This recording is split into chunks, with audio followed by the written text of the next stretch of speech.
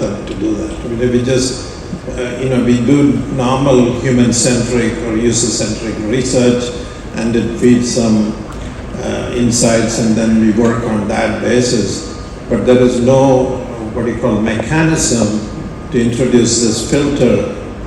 In the work which we do, we need to take the first responsibility. The change needs to start at home. So we are the originators of it, so we need to build that into our process. Yeah. Which the designers need to have. I think important thing is that we become the subset of the people who are decision makers sitting over there. Whereas I often tell my design team and many other people that designers are actually like doctors, When you go to a doctor, you don't expect the patient to tell you which medicine to give. The doctor tells you which medicine to have with conviction, Does the patient get a choice that would you like to choose between the two medicines? No. So, but as designers, we tell the client, would you like to choose between these three concepts, and the client will come to you and say, no, this one is the. We just listen to it, and what we need is conviction. And the next question is to you, that how can we build up this kind of a conviction and belief in the students at a very formative stage of their education, that what they what they go and say, they have to be vocal about it, they have to have the conviction. And this has to happen at a very early stage of design education. We try to mix and match options and something really strange comes out of that. So for our students, we actually, like I said, all the things that we're talking about is inbuilt in our curriculum. And along with that, we have a very interesting School for Life at Pearl. And that School for Life builds self-confidence and communication and emotional intelligence along with financial acumen in our students. So once a Pearl Life passes out, he has all of this along with the design education that the student has got. And something which we really believe in and working on it in a very big way. So I think the crop has to be the rich. That's right. And that's where we can make ESG a good word in India at least. Coming to Shruti, I think what Aditi just talked about, School of Life, which means are you looking at a much more holistic, taking a holistic view of the complete startup ecosystem, which means are you able to mentor the new startups with a larger perspective, holistic perspective, and what is it that, how do you ensure that people think in the ecological way? When we work with the startups, design is one of the critical elements that we embed into our discussions with the startup. Because at the end of the day, it is not just about two boxes communicating with each other. It's not just two machines. It's going to be human-to-human communication, and humans are going to be at the user end. So it's very important that it is accessible and it really reaches, it actually delivers the purpose that it is meant for. Like in the case of agriculture where I mentioned, if it does not reach the farmer in a language which is known to him, in a format that can be consumed by him and an action that he can take, then how will we save the 5,000 liters of water that is being wasted? Perhaps we can do our bit through technology to contribute to that. If we are able to bring in the right kind of sensors, getting the alert mechanisms going on time to the farmers and helping them, give them the nudge that, hey, if you switch on the motor at this time and switch it off at this time, if they are able to actionize on that, then it really makes a world. Every drop saved is going to be, lot much more water conserved in the larger scheme of things. So to do all of this, design is a critical element that we ensure the reachability, the accessibility is kind of built into the interactions that we have with the startups. So I think like what you said, nudging, which means frequent nudging, is very important. Design is always not based on SOPs only. You need to interact with people, you need to talk to them, you need to talk to them frequently, and I think the startups will also play an equally important role like the students from the design community. But I think Madhura, what she spoke about was something more, a connectivity between the circularity and the social design part. And there's a big connection, and especially when you come to the urban planning, architectural planning, when you're talking about waste management, for example. So you're talking about circularity, but at the same time, you're also looking at the livelihood of the people who are there in the supply chain, like the rat pickers and people who are doing sorting and stuff like that.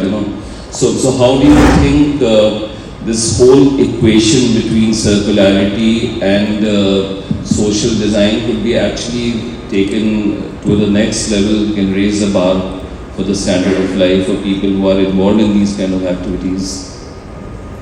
I think if we look at the curriculum in educational institutions, first step is that we should train the students to think in that way. So that is the first priority, because in the curriculum we have to give this. Nowadays there is one circular from UGC also, social responsibility in higher education.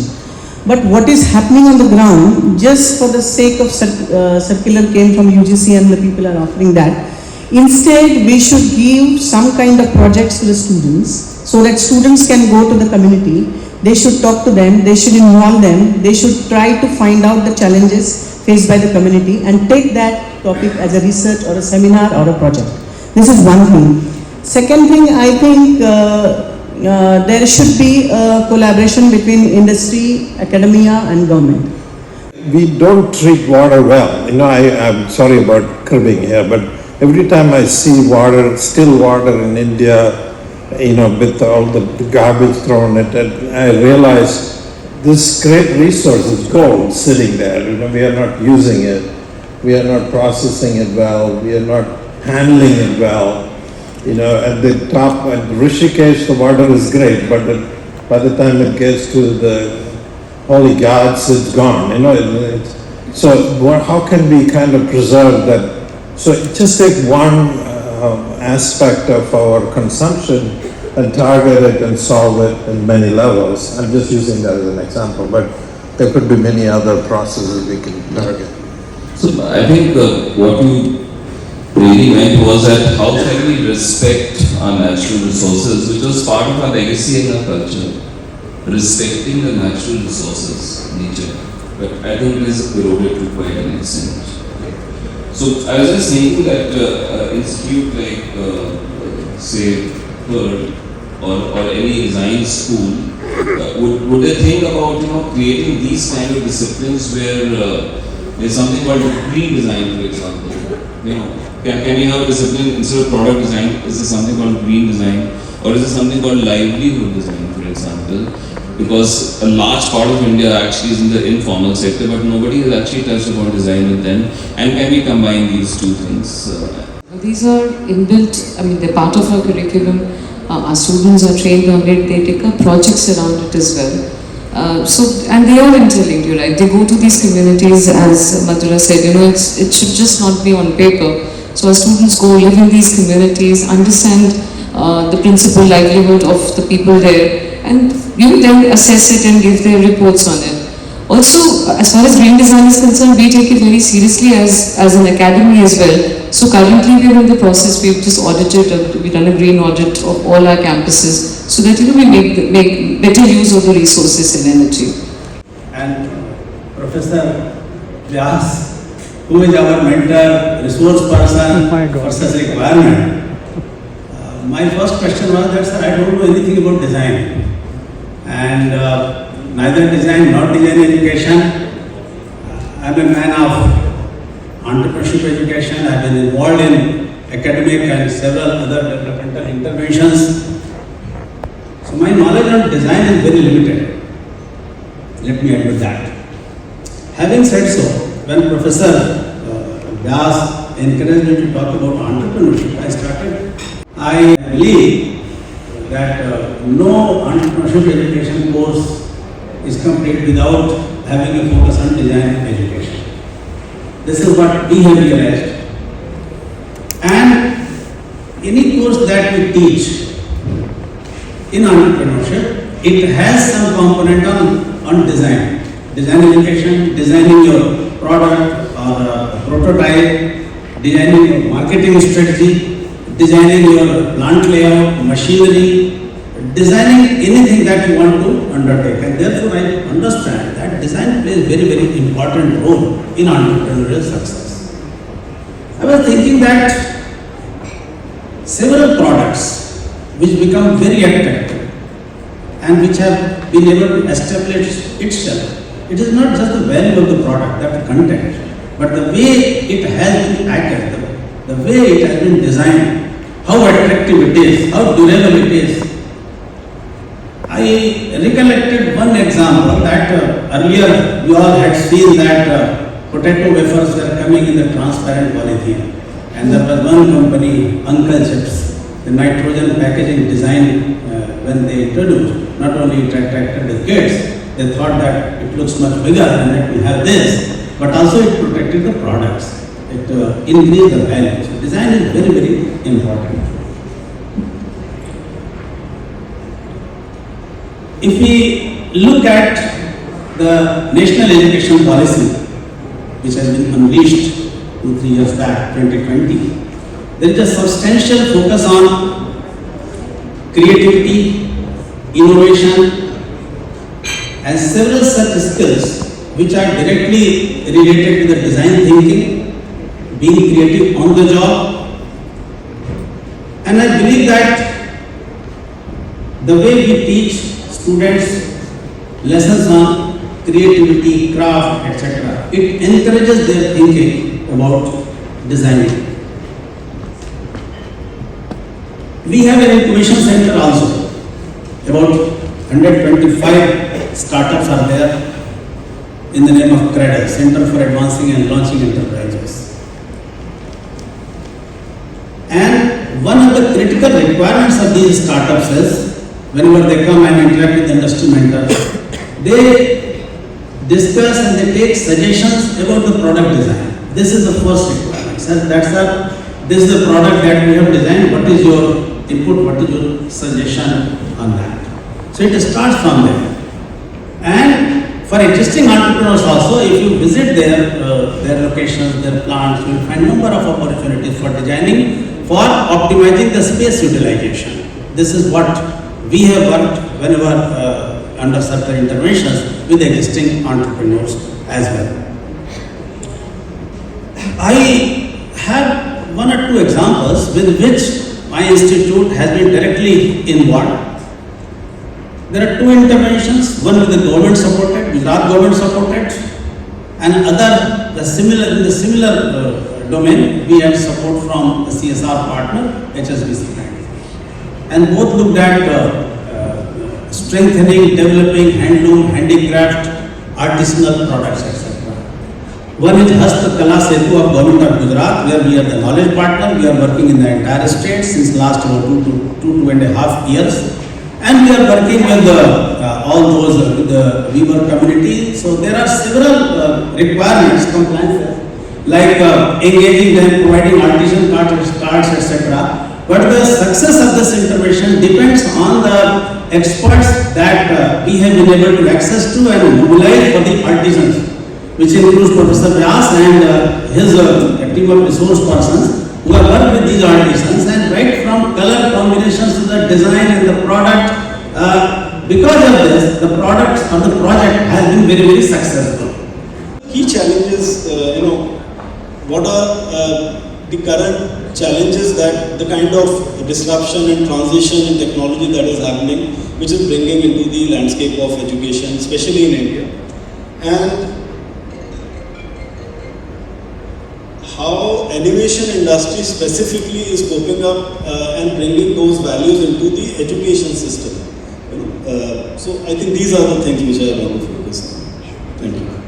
And we also need to understand if the entrance exams that we're having, with all due respect to all the institutes and everything, whether the entrance exams are really selecting design wannabe designers, let's put it this way, because I know for sure that given the numbers, at least in the IITs, they're actually not selecting. JEE is also designed, all CE leaders, UC leaders, etc., etc. So I think the difficulty that we're facing out here, though might have digressed from the questions, but I'll get to that very soon, is what do we do about the 95% of the students who couldn't get through these entrance exams? Are they good enough?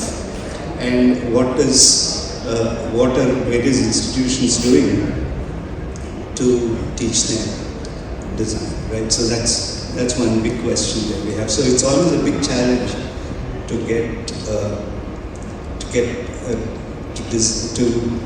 train designers.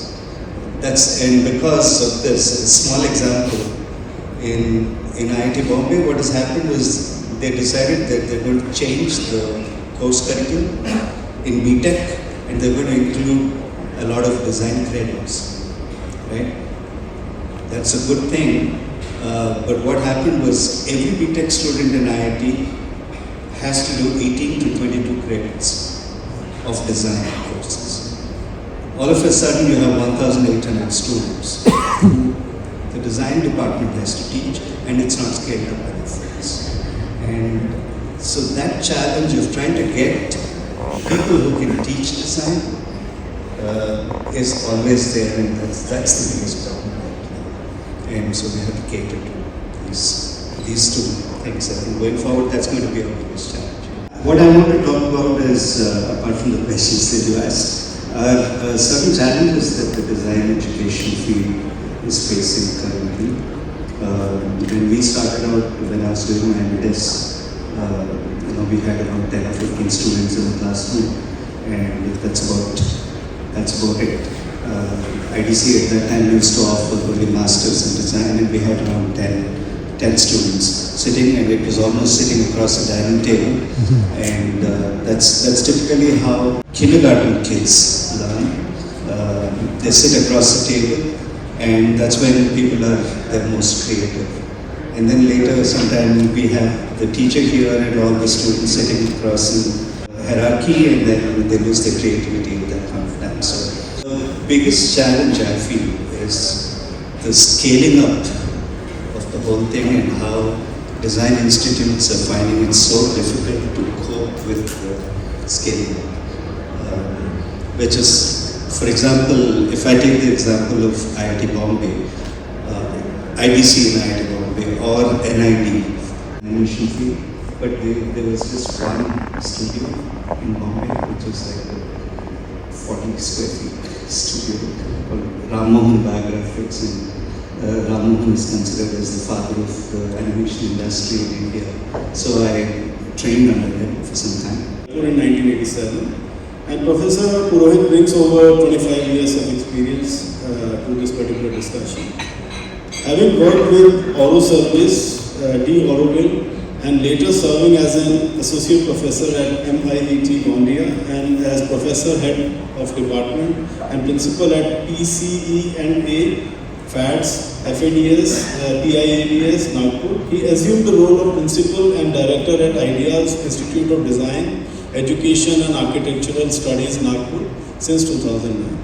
So Professor Purohit's extensive involvement with Council of Architecture spans over 2 decades, and his contribution to various committees and educational reforms is something which is very, very noteworthy. He served as the elected representative of heads of institutions on the Council of Architecture, displaying his commitment to advancing architectural education as the chairman of Board of Studies at RTN Nagpur University, and he continues to shape the academic landscape. So Professor Purohit, I really want to learn a lot from your vast experience, and if you can connect with design, because I think design and architectural education kind of parallelly, and there is a lot of similarity, if not towards the end product, but at least in the foundation, quite broad-based happens in the architectural colleges. I typically happen to be president of a Council of Architecture, which is established under the Act of Parliament, and thereby it is sort of a statutory body which looks after architectural education as well as the profession. Architecture, of course, when we started talking about D for design, maybe architecture started possibly prior to that, or design has started prior to that, or whether both the things are together, or so and so forth, which has to be seen. But yes, it is an ancient profession, and I think the first design started happening in the caves.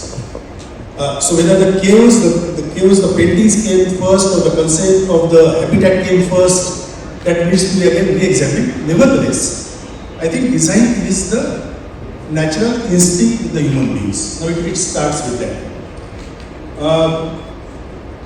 Architecture essentially is a design, because we are talking about a built environment and the design of built environment, whereupon certain technological parameters also would get combined together along with that.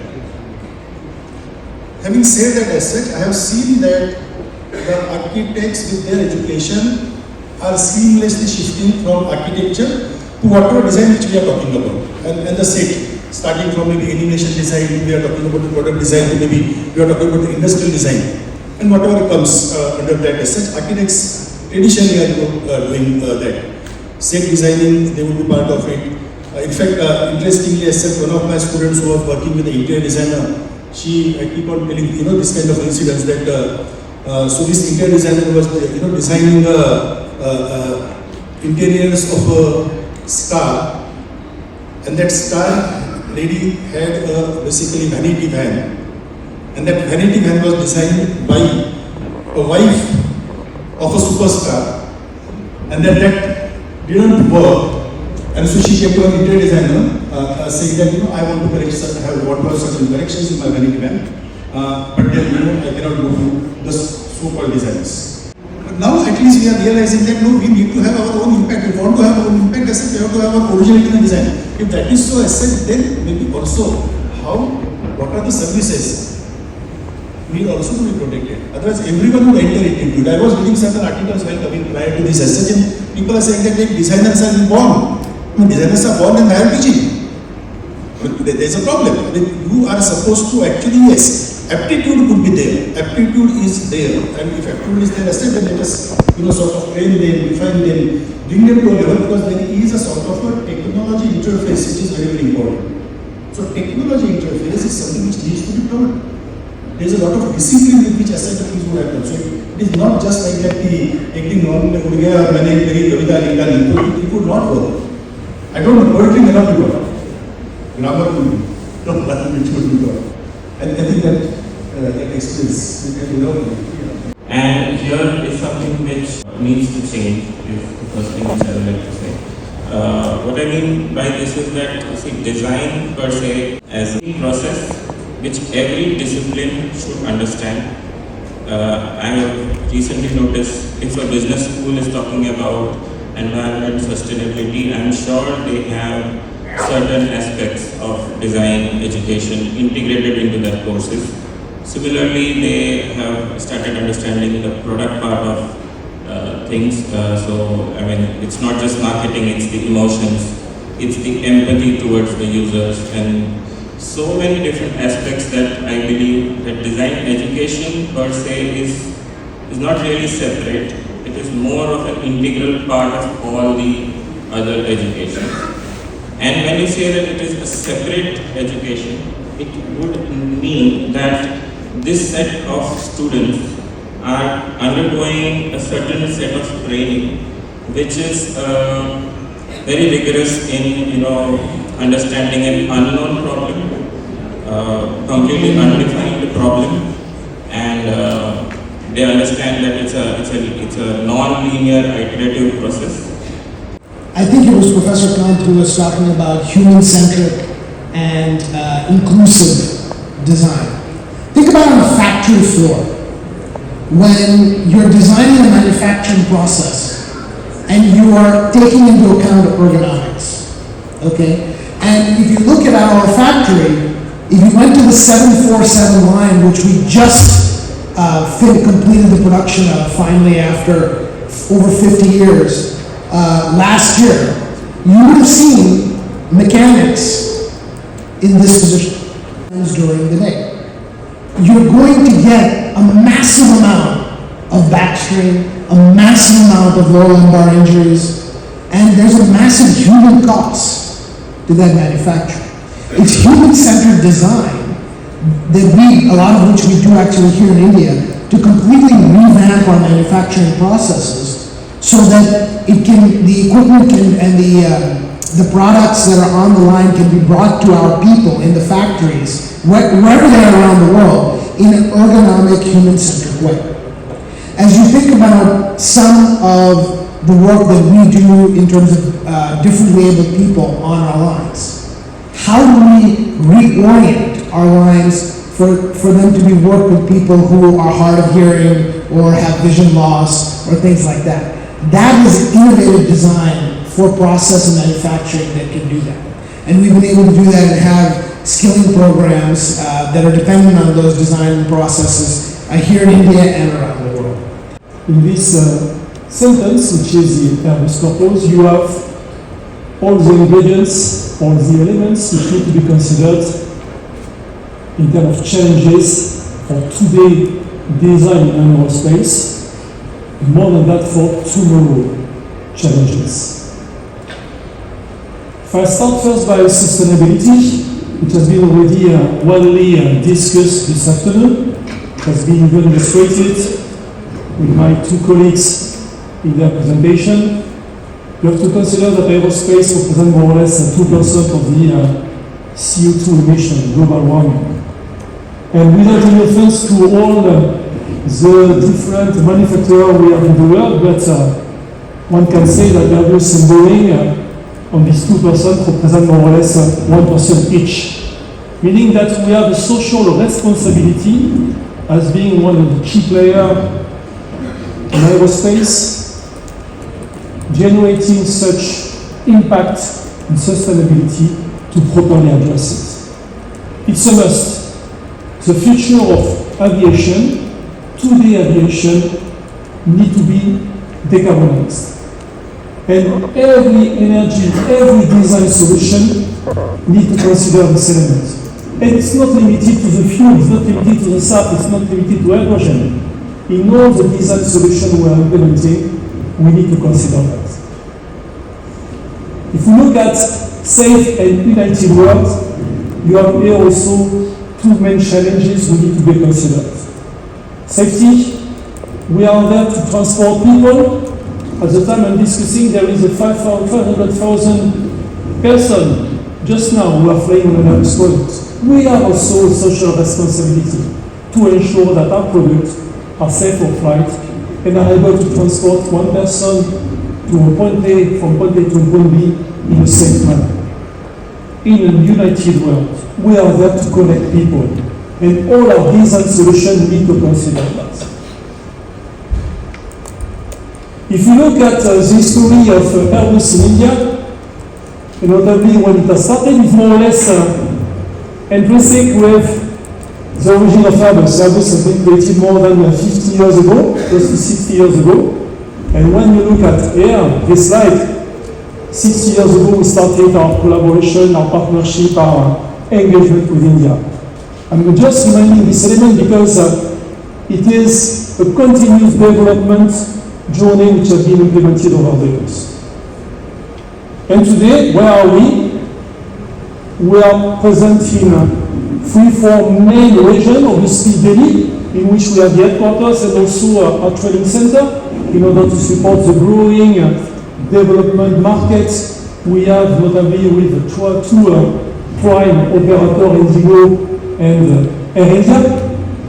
We have obviously Bangalore, where you have 3,000 engineers split more or less half by half between engineering space and information management engineers. And you have also, as you know, the implementation and the development of a dedicated file in Vadodara for the C-25, which is really a key project for India for the military side. I'm just reminding this fact by illustrating the fact of the element that India is not only a country which is providing resources. We are here to invest for a long term. It's a strategic partner. It's not only a market. And the reason why I'm emphasizing this point is not only when we're talking about design, which is the purpose of this city. We are designing in India. The center we have in Bangalore is the biggest and strategical center in terms of engineering and aerospace we have for Airbus outside of Europe. You know that Airbus is a company which is mainly based, in regionally speaking, in Europe with 4 other countries. And today I can tell you that Bangalore Engineering Center we have is the biggest in terms of size and the most strategically one beyond European perimeter. And when I say that it's not a matter of size, it's a matter of criticality. We are covering in Bangalore all the design perimeter we need to consider in order to develop an aircraft. They're able to transition that into aerospace, and all of the innovations for design that they brought to automotive end up helping transform the human factors and other things that we have on our flight decks and other parts of the aircraft. So there's many ways that you can come in from idea. Thank you, sir. Yeah, to complement what has been said by Samuel, to concur with him, obviously, as a major corporate in our space, we are obviously engaged with all the prime university and engineering school in order to exchange regularly and also being capable to onboard all the positiveness of the knowledge which could have been nurtured in all these prestigious institutions. But it's not limited to that. I think that one of the key role we can play in India is really to support this new, what I used to call new aerospace revolution. The future of aerospace will be different, will be designed differently, will be faster. We don't obviously to be safer, because there is no interest to develop something which will not be safer, right? Another pillar in terms of benefit to safety. And clearly, one of the assets we have in India is certainly related to the digitalization, which enables to accelerate, to automate, to be even more efficient. And all that has really key assets which are part of India. We need to develop that, to frame that in a proper way in order to ensure that at the end it is providing the best result.